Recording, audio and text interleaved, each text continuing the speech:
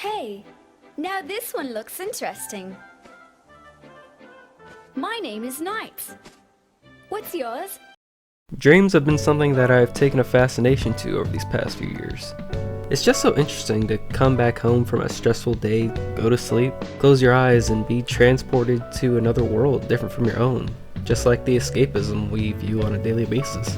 Dreams are often used in storytelling to call back to something that happened in the past as a sort of flashback, to give the viewer more perspective on the characters and where they're coming from. There are even entire games revealed to be dreams, like Super Mario Bros. 2, for example. So what is a dream? A dream is a succession of images, thoughts, or emotions passing through the mind during sleep.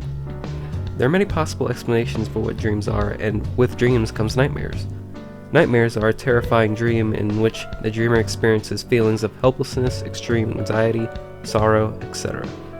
I won't dwell too much on definitions, however, because dreams are better discussed and researched. It keeps a curious mystery surrounding them. That, and this is supposed to be a fun video.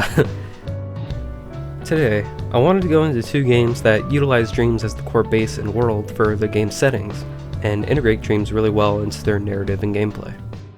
The Night series centers around a being known as Knights, helping to cure the nightmares of visitors of the place known as the Night Dimension.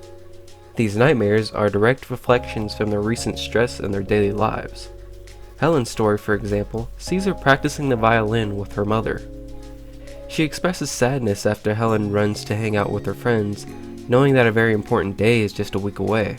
This date is what Helen has always dreamed of, and being able to perform at a concert with the violin. This scene is telling in that Helen used to have a much closer relationship with her mom, but due to growing older, she becomes more distant, and it turns into guilt of abandoning her for her friends that builds up over time.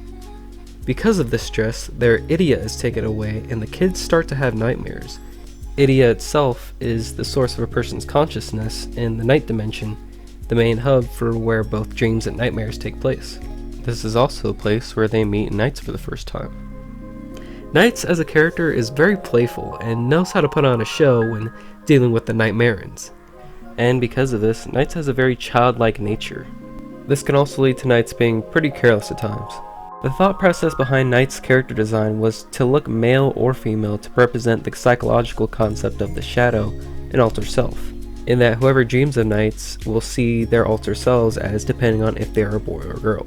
The creator of Knights, Takeshi Iizuka, talked about the research that was put into trying to make an accurate dream world for Knights from works created by Carl Jung, known for analytical psychology.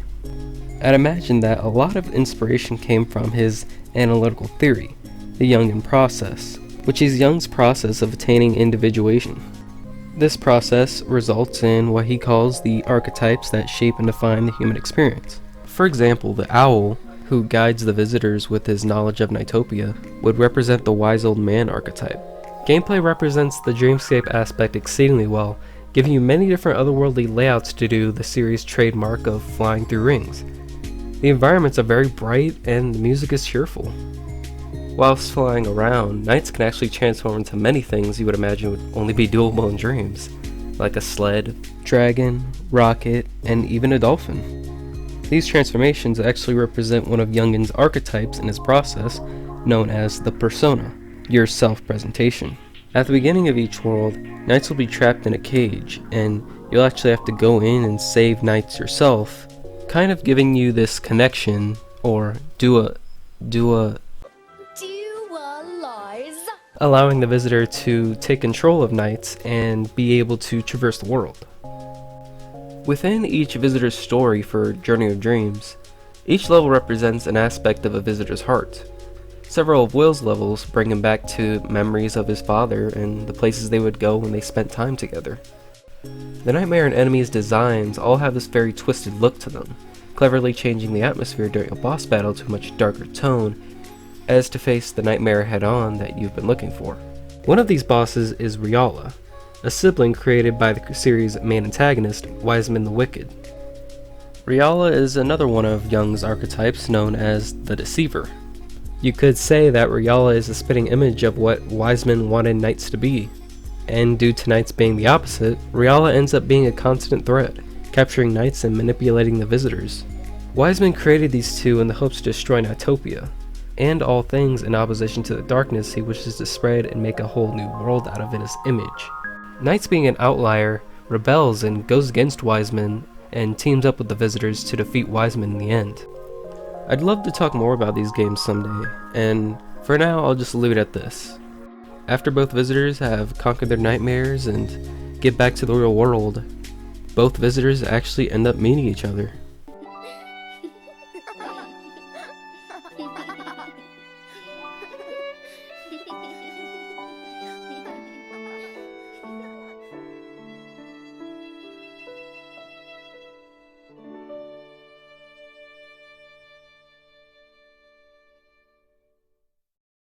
Catherine takes the opposite approach. Instead of playing through pleasant dreams, you play through nightmares centered around the main character, Vincent Brooks. Stuck in a love triangle between the cool, calm, and collected Catherine and sexy and seductive other Catherine, you are put in the shoes of Vincent and forced to make a decision, deciding what kind of life do you want to live and who with. Not to mention that you're also on a time limit, which just adds to the severity of it all. Catherine with the C begins to make her moves on Vincent, and it causes him to cheat on his fiancée, Catherine with the K. A recent case of adult men being killed in their sleep has been going on, and all of them have one thing in common: they all cheated. This leads to you being thrown into these nightmares where you're forced to answer relationship-based multiple choice questions with choices affecting a law or chaos karma system that affects the game's story from beginning to end. All the while climbing up huge mountains of blocks using your brain power, reaction, and skill to move it around. Right off the bat, the concept alone is brilliant. It opens your mind up and starts to get in your head, making you second guess each option, not wanting to disappoint or wanting to commit to one girl or the other. Doesn't help that you have to deal with multi-layered puzzles in the process to get your mind all scrambled. I'm a big fan of time management in games. There's a weird, fun anxiety to it all, with not being able to do everything, but wanting to do as much as possible within the time you're given. In between nightmare floors, you have the chance to interact with other men who have been thrown into the literal nightmare themselves.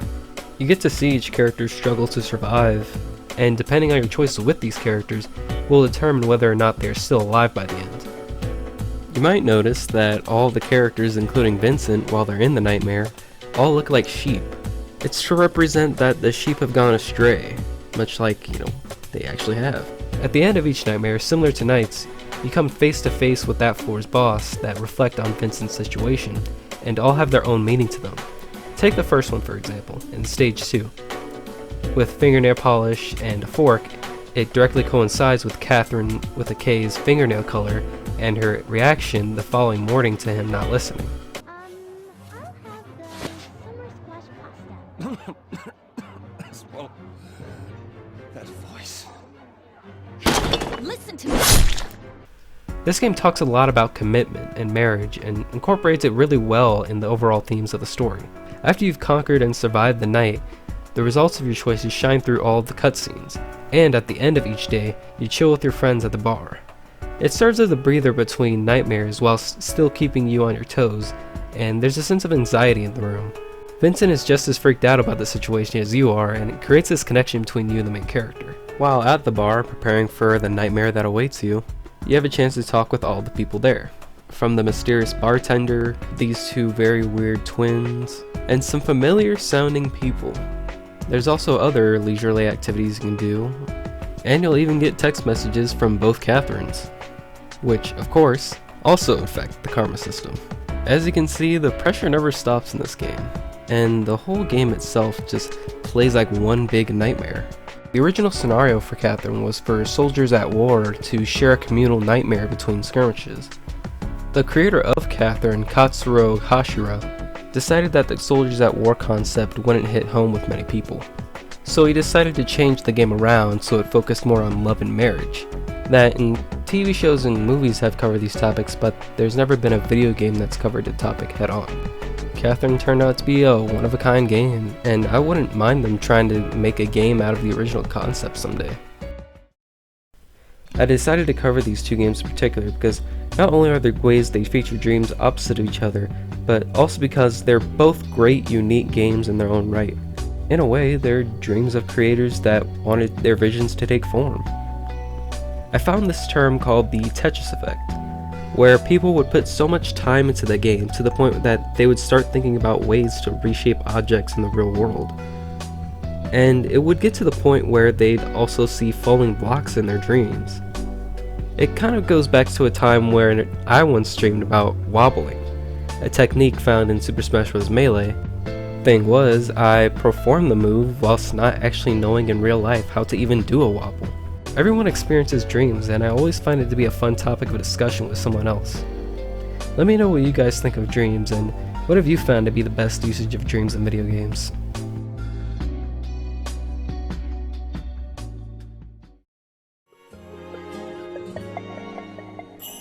In a dream I could see you are not far away.